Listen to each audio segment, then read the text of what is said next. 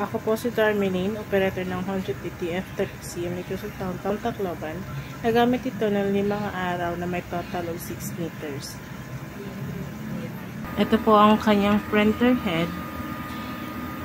Ang huling palit po nito ay noong December 2023. Ito naman ang kanyang copy na may 100% good condition pa po. Head clean.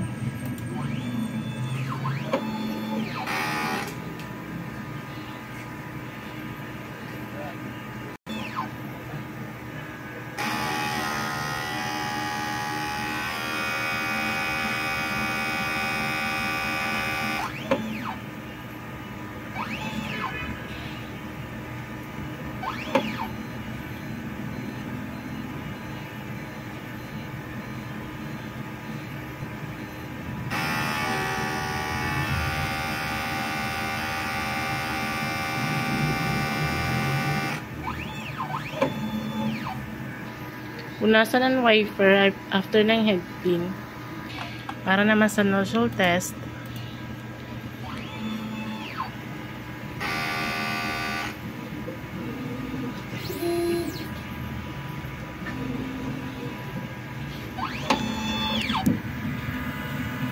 Ito po ang kanyang nozzle test.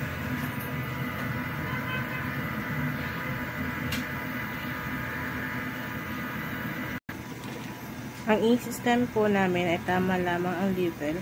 Ang huling palit po ng number ay noong December 2023. Base tank naman ay nalinisan kaninang umaga. Ito ang kanyang AVR. At ito naman po ang kanyang ground wire. Ito po ang aming stocks. Ito po ang mga stocks ng in-use. Ito naman ang stocks ng unused.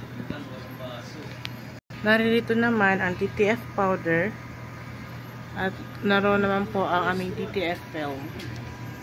For this week naman po wala po akong nagamit na CMYQ white powder at film. Ang tayong nagamit na open ko lang po ngayon ay ang nagamit ko lang po ngayon ay for this week is yung cleaning solution.